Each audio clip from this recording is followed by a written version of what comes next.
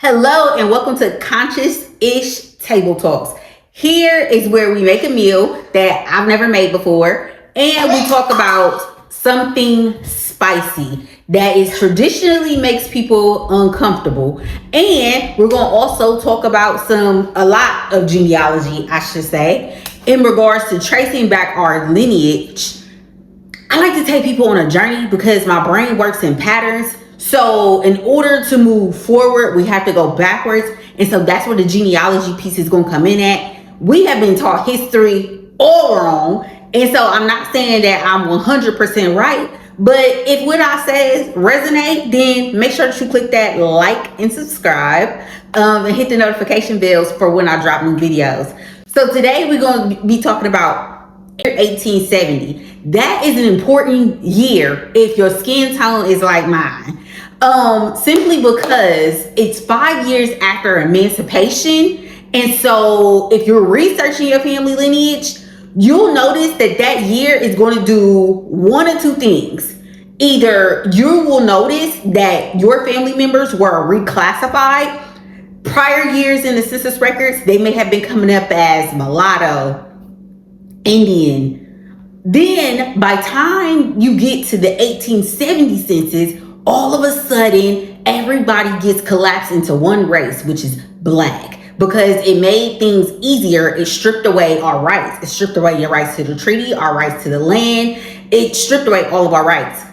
Now, 1870 also was, like I said, 5 years after emancipation. And so some people, when you're doing your research, you'll find that you're hitting a brick wall. You cannot go any further to find your to find your ancestors than before 1870. And that is because your ancestors may have been enslaved.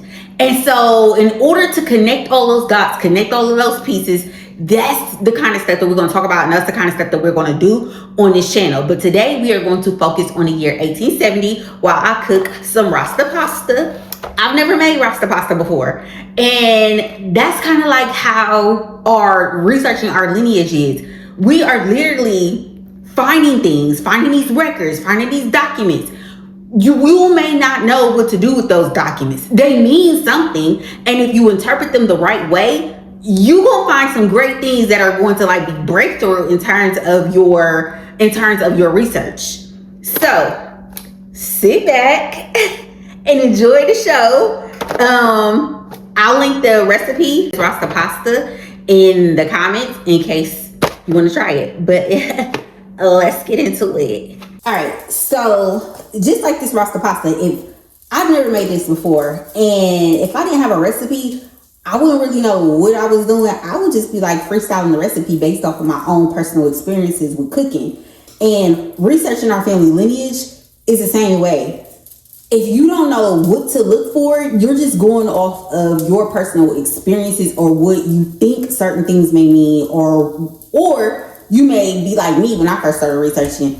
I just got frustrated and I just stopped. But once you get to the root meaning and you're able to identify what it is that you're looking at and interpret that stuff, it is mind-blowing what you may find out. And finding that stuff out is what helps you to move forward today. Because once I was able to decipher who my ancestors were versus what I was taught, it was life-changing for me. I got my pasta boiling. I'm using a chickpea penne pasta. You can use whatever kind of pasta you want to use. And I like to use chicken bouillon when I boil my pasta because it flavors the noodle. All right, so I want to make something clear before we go deeper. I already stated it before, but I want to reinstate it. Not everybody is going to hit that 1870 wall. And that's because some families, like I said, were enslaved. Some families were free, also known as free colored people back then, or that's how it'll show up on the census. Some were navigating territorial shifts. Some were indigenous. Some people's family lineages go beyond that 1870 wall. This is not about identity, okay? So this is not going to be a one size fits all. This is more so about the documentation, the system of the documentation, I should say. All right, so Before we get into that, I'm gonna go ahead and drop my salmon in my pan. I already got the jerk seasoning on there.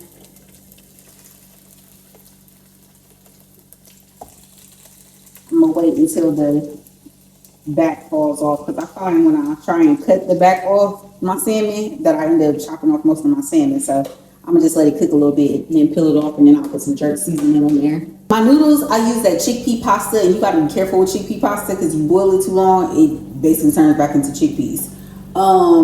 So those are done.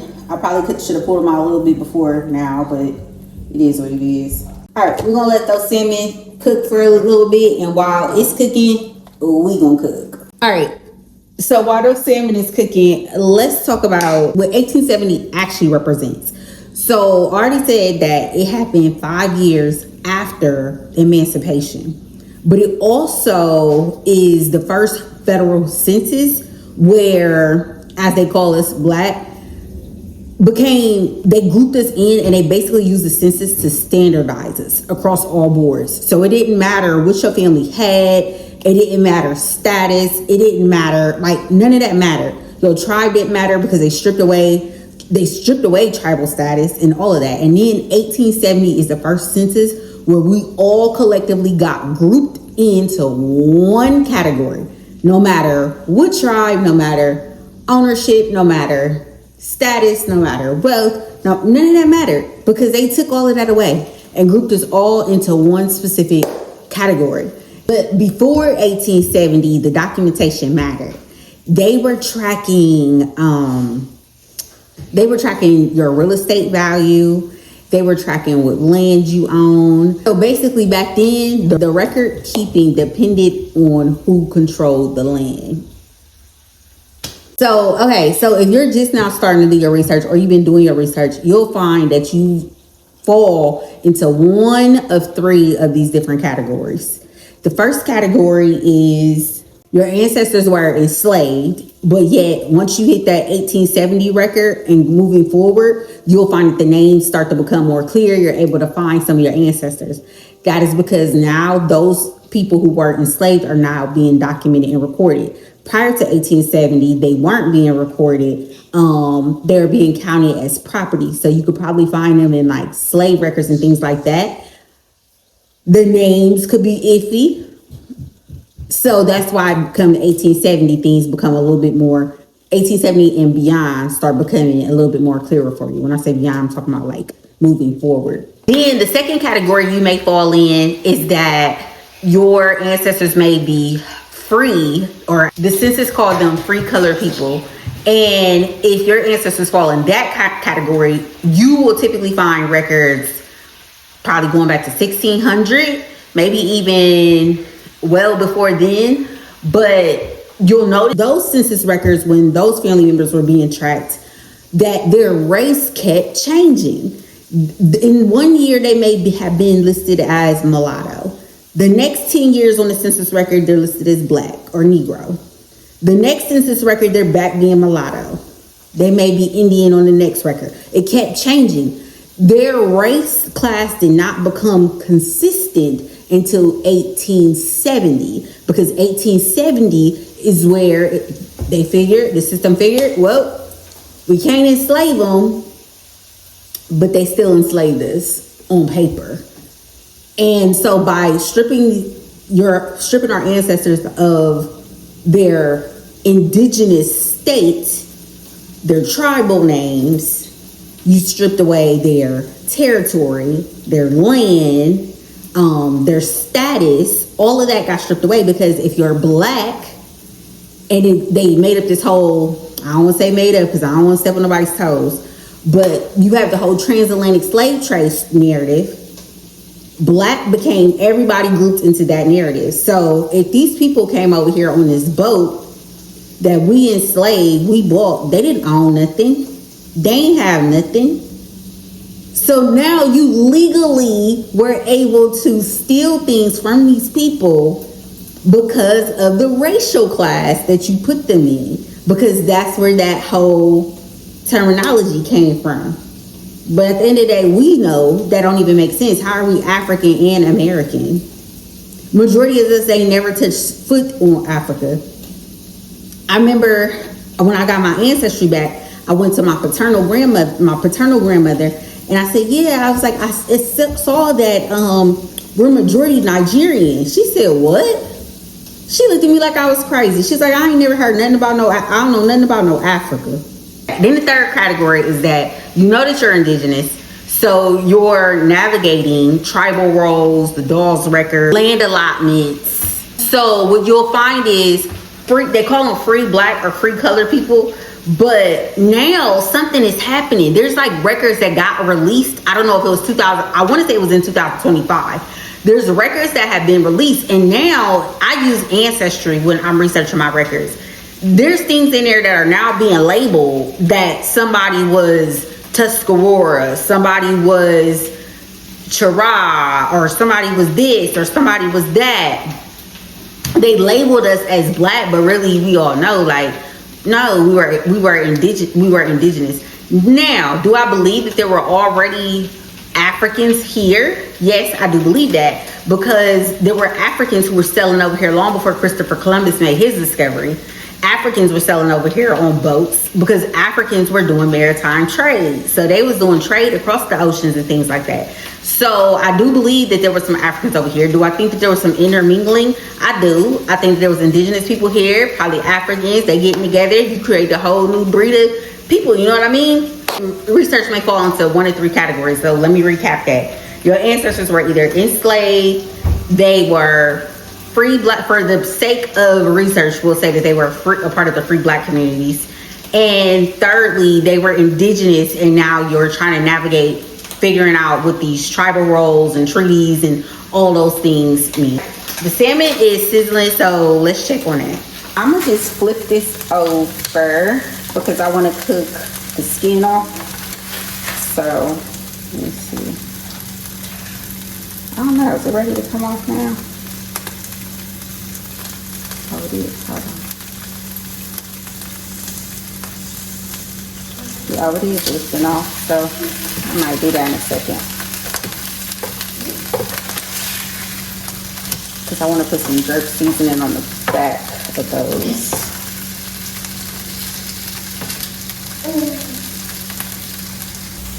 America, whether you realize it or not, it's a business. The United States is a corporation. They run it like one. And so with that being said, unfortunately, we weren't looked at as people. We were looked at as property, right? An asset to them. So the documentation systems it was all about administrative. So the tax, the land, ownership, labor control, who controls this, who controls that. That's what documentation, all of the documentation was all about, right? The documentation was never meant to preserve identity. But we're grateful for the documentation because they've been lying to us in the history books, television, all of that stuff about who we really were. And now the documentation is now, because of the age of Aquarius that we're in, is now surfacing. And now with the documentation surfacing, we're able to know the truth. But you got to be able to reinterpret what it is that you are finding. But once you start knowing what you're looking at, you stop chasing the names and you start chasing the structure. I just took the skin off that salmon. Then I am going to saute my bell peppers and garlic. So just like recipes have an order in which they have to be prepared, so does our research. All right, so if you're getting a wall 1870, here's some things for you to look at. I know that's what y'all came for. I'm sorry that I dragged that out. So rather than trying to follow names, look at the counties that you're finding the names in.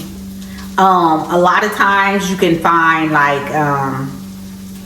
if you go to Google or, no, I'm not gonna say Google. Use like AI, like I use ChatGPT a lot. You could go to that and you could tell it, put in the county and what state that county is located in.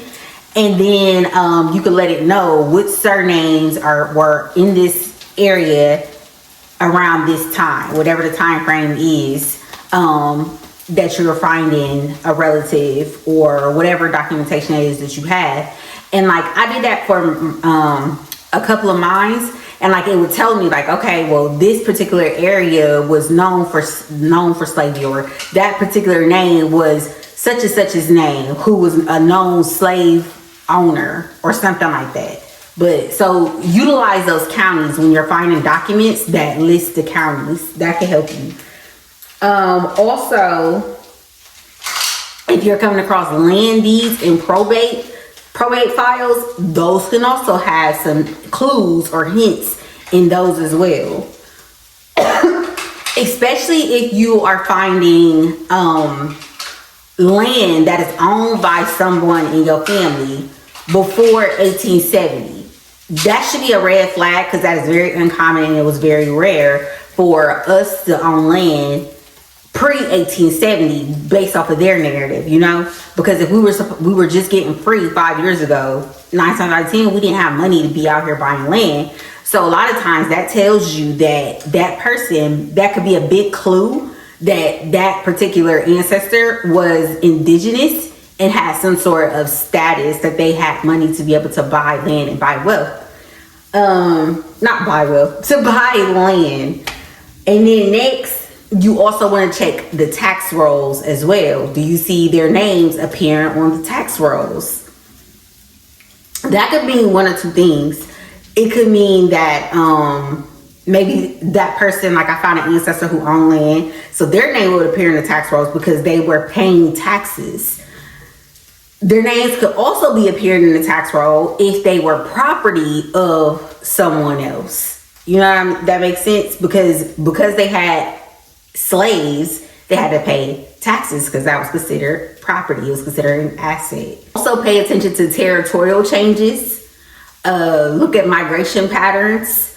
Look at, you may have like a father who was born in Virginia.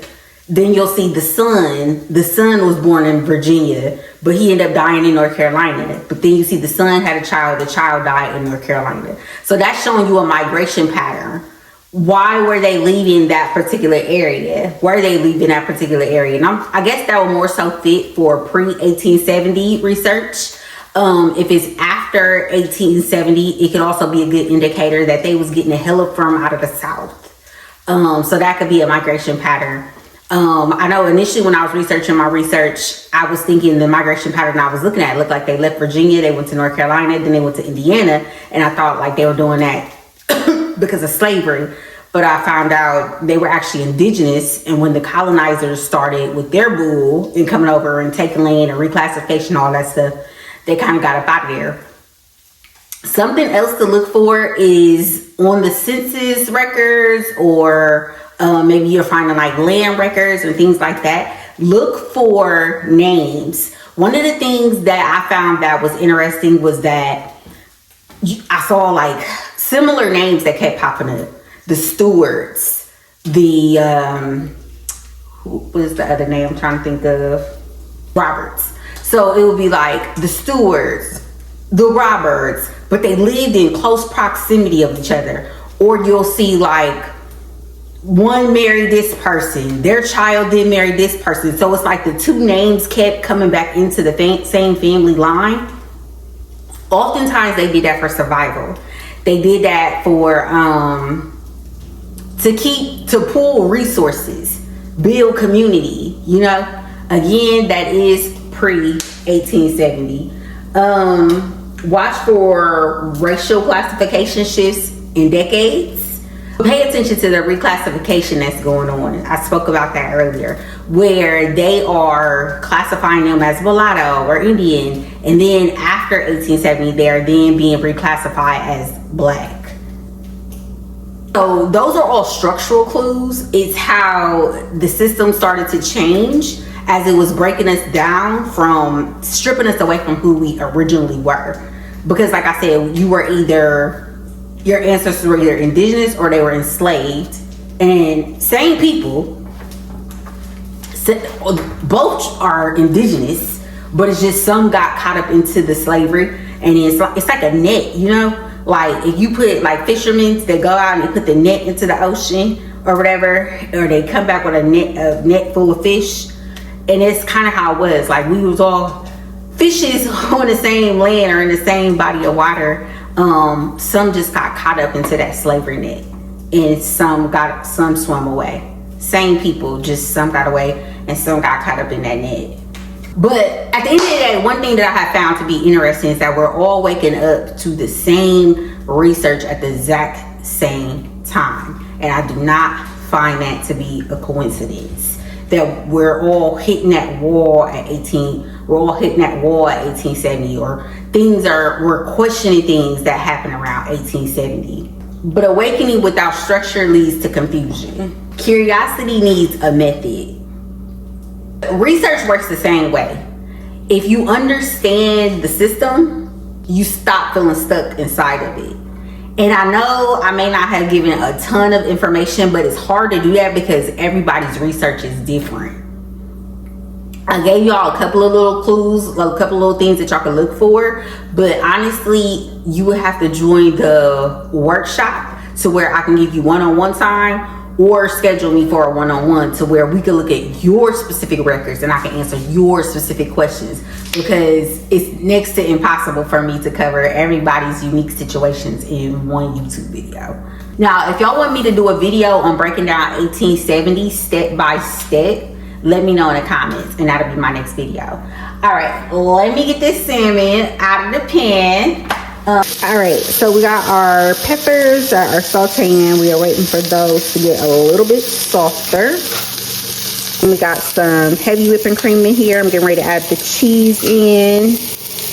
All right, so I added in some Parmesan cheese and some mozzarella cheese, some salt and some pepper into the heavy whipping cream. So now it's more like a cheese sauce almost. Almost looks like ranch, right? All right, so now we're getting ready to add our noodles back in here. I'm just gonna coat those. And because I don't want these chickpeas it's possible to overcook, I'm gonna turn the heat off. All right, I'm gonna coat this and then I'll come back. So this is what it looks like. It didn't come out the way that I wanted it because chickpea noodles do one or two things. You gotta cook them things for probably like 2 minutes. 3 minutes, they turn it back into their natural form. And so that's kind of like how this did. And it kind of, I feel like chickpeas kind of look like mush once it does that. But anywho, that's like life a lot of times. We get handed things that we don't know what to do with. We get handed things we ain't never had to deal with. And you have to perform alchemy, meaning you have to take what it was that you were handed and make something great, make something beautiful out of what it was that you were handed. Or you could just keep standing there in the mess that you were handed, saying that it was everybody else's fault. And that's kind of like what we learned today with these 1870 records. There was a lot of manipulation that was done. There was a lot of things that were being done for someone else's benefit. And here we are, generations later, trying to figure out the mess that we were handed.